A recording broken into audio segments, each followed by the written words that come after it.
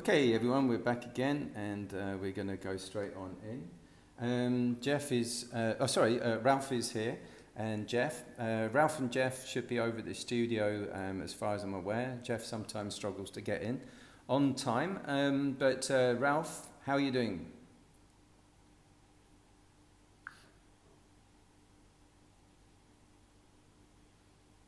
I'm here and ready, Bante. Great. All right. So hopefully then we'll get going, and we are choosing topics and tactics. Sometimes the connections are a little bit slow. Transatlantic calls can be like that. I'm over here in Penang, Malaysia, and Ralph and Jeff calling in from the States. So I'm not sure We'll if see when he finally makes it in. Oh, right. Okay. Shall we start?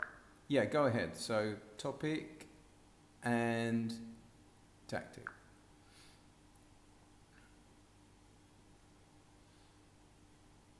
Might be quite some delay. All right, let's go with managing expectations as today's topic. The tactic could be focusing on mindful reflection, taking a step back and looking at how expectations shape our experiences and learning to soften them. Yeah, Ralph, I'm here. Took me forever, though. Why the heck does this place still have a revolving door? I told you, 17 revolving doors on one contract, Ralph. Never again. Looks like Jeff finally made it. Shall we dive in, Bante? Yeah, managing expectations, and we're going to use mindfulness of reactions and responses, isn't it? So that's going to be our focus topic.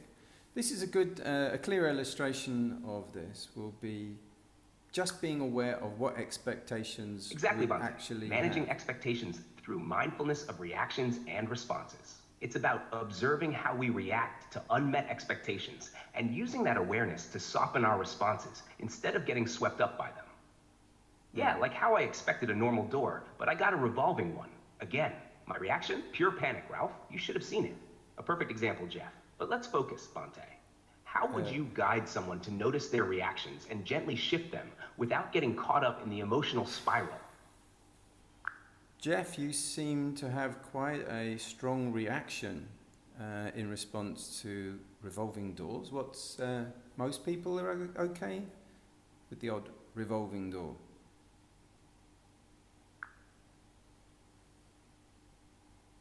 Yeah, well, most people didn't get stuck in one for 7 whole minutes as a kid, Bante. It's like a personal disaster. I mean, who needs a door that keeps moving like that, huh?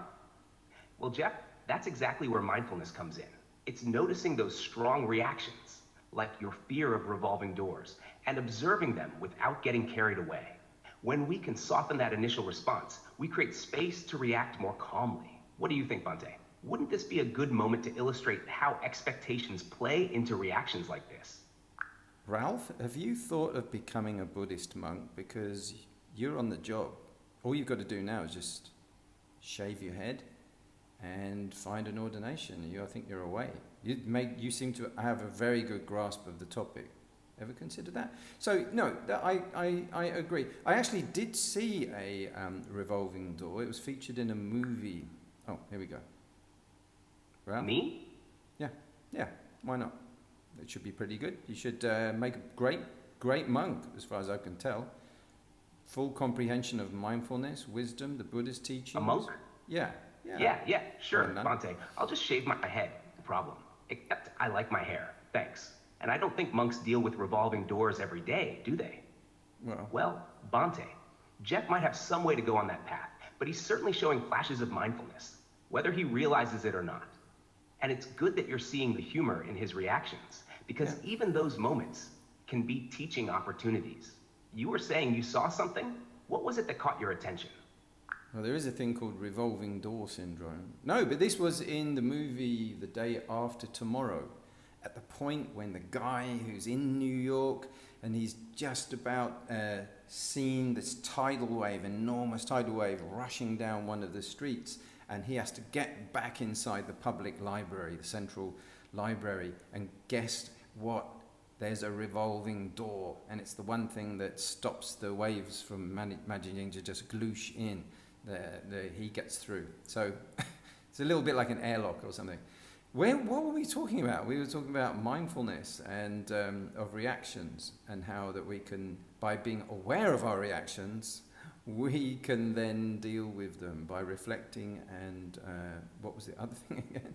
So can you remind me once more of the two things, the tactic and the topic? Really, with you guys, I get pulled right off topic. Revolving doors? That's revolving door syndrome. That's called samsara. Ah, yes, we were talking about managing expectations. Managing as the topic. expectations. And the tactic was using mindfulness of reactions and responses. Okay, yeah. The idea is to become aware of how we react when things don't go as expected, like when you run into an unexpected revolving door or a tidal wave. By reflecting on those reactions, we can soften our response and manage those expectations more skillfully. Wait, so you're telling me I should have watched The Day After Tomorrow to feel better about revolving doors? I didn't know they could save lives, Bunte. Who knew? So yeah, it's about reflecting on those moments where expectations meet reality and learning to sit with the reaction before it spins out of control. Yeah, shall we move on to the next topic? Pretty good though, yeah, managing expectations and using mindfulness to be aware of our expectations first and foremost. I think that's a big key to it, is like realizing that when you're rushing because you expect something to happen at the other end. So sometimes, or expectations of people that they're always going to repeatedly do the same thing. No, that prevents people from growing and adapting. So managing expectations of monks, of nuns, of the Buddha, of friends, of parents, of children, and of students, of teachers, and then ourselves, of course. We've got to manage our own expectations. Sometimes we put way too much demand on ourselves, and then that's the thing that we're doing is mindfulness. The thing that we're using during that process is mindfulness, to keep observant, see what expectations, or we could be taking things for granted, for example.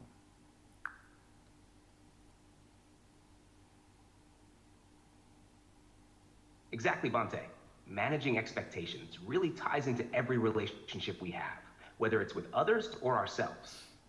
We often project onto others or assume they'll behave a certain way, which can block their growth, or cause frustration when they don't meet our assumptions. It's just as important to notice how we expect things from ourselves, often setting unrealistic goals or being overly critical. And like you said, mindfulness is what helps us see all of this clearly. It's the tool that lets us catch those expectations in the moment and reflect on whether they're helping or harming us. Yeah, and here I was expecting a cushy chair. Again, see, Ralph? Mindfulness. I'm totally getting it. Shall we keep the momentum going? Yeah, let's go. New topic and new tactic. How about that? Apologies about the chair.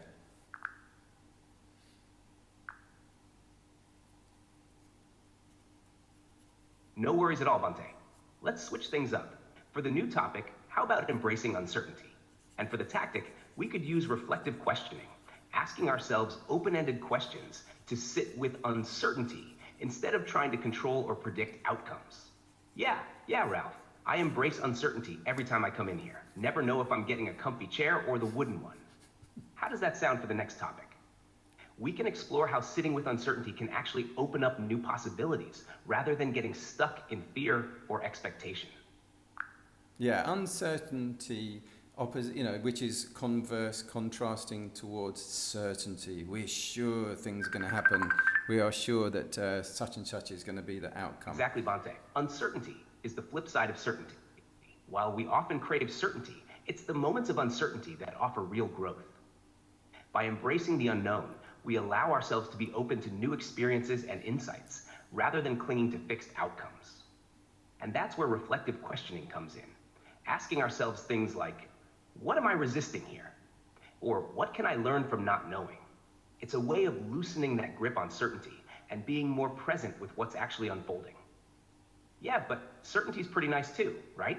Like being certain I'm not getting stuck in a revolving door, right, Jeff? But if we lean too much on certainty, we miss out on the opportunities that come from embracing the unknown. What do you think, Bante? Shall we explore how people can start to get comfortable with uncertainty? I agree. There was a monk I met in my early years who said, stay in the question, stay in not knowing, stay in not answering that call. Sounds like there's a story behind this. What did the monk teach you about uncertainty, Bante? Those early lessons often leave a lasting impact. But sometimes we need an answer now. Why do we want to know? We want to know because we don't like anxiety. Often anxiety is a sense of things being out of our control. Sometimes when we can stay in the not knowing, stay without having the answers, being able to have 2 or 3 ambiguous things and not having to concrete them down and say, yes, this one is equal to 3, this one is equal to 7, this one therefore is equal to 10. I know what they are and I know where they are. All that kind of thinking. No, sometimes we have to stay in the flux, not knowing who we are, not knowing where we're going, not knowing why we got here, and not knowing. There's also vichikicha, which is doubt. Is it this, is it that? Is it this, is it that? Is it this, is it that? It is this, is it not that? Is a kind of electrical short-circuiting, which is yes, no, yes, no, yes, no, yes, no, yes, no, which is very uncomfortable indeed. But there's certain ways of being in a not knowing state and being at peace with that, saying, well, it's just not knowable right now, and that's just fine. I'm quite happy with that. That's a different kind of not knowing. There's a kind of fear-driven not knowing, and that's quite different.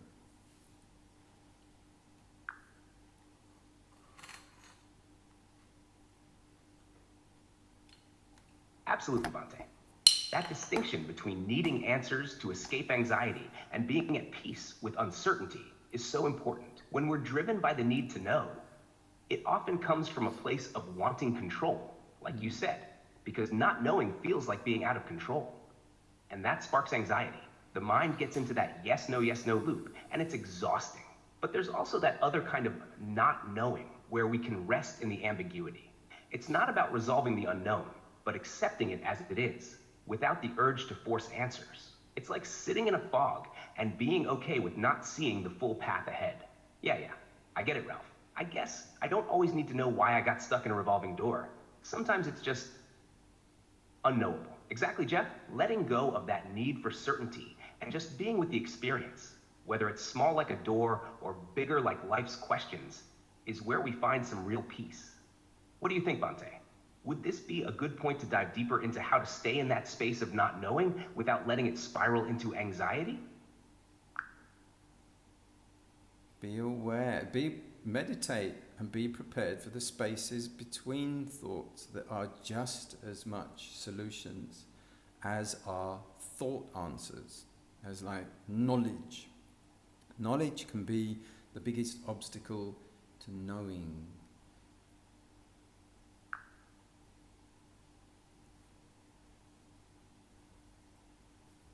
That's powerful, Bhante. The spaces between thoughts, those gaps of stillness, can often hold as much wisdom as the thoughts themselves. When we get caught up in the pursuit of answers or knowledge, we sometimes miss what's right there in the silence.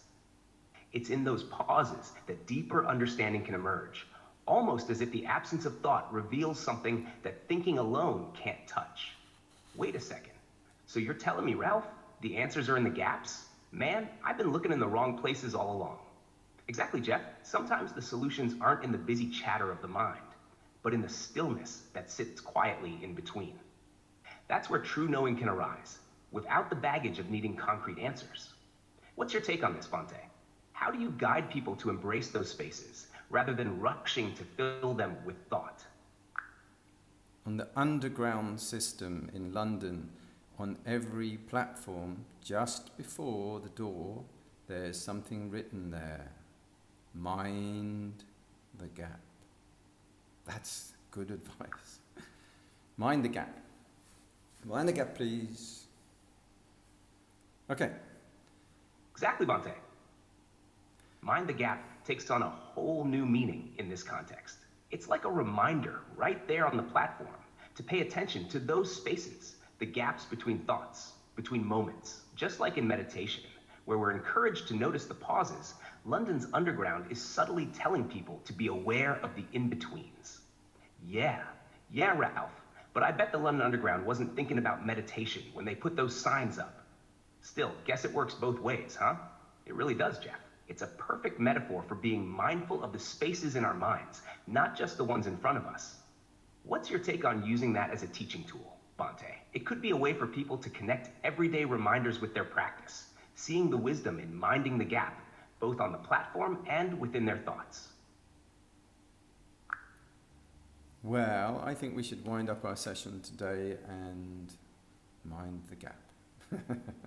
Okay, thanks very much, guys. Let's call it a day there. And Jeff, safe driving home, and I hope you don't get too disturbed by any revolving doors along the way. Or I do hope that New York doesn't receive any tidal waves as was depicted in the movie The Day After Tomorrow. So with that, I'd like to wind it up and say sadhu, sadhu, sadhu. Thanks, guys, for joining me, and happy trails. See you next time.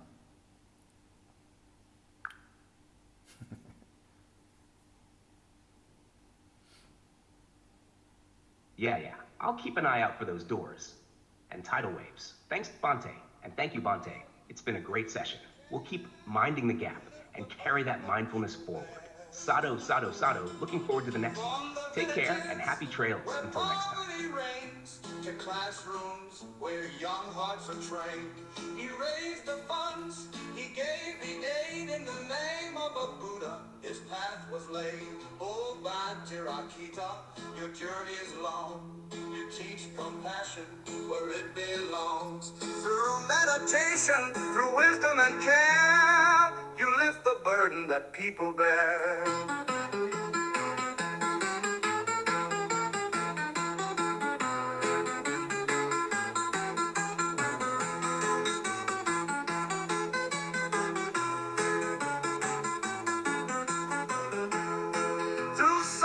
And struggle, he keeps the calm.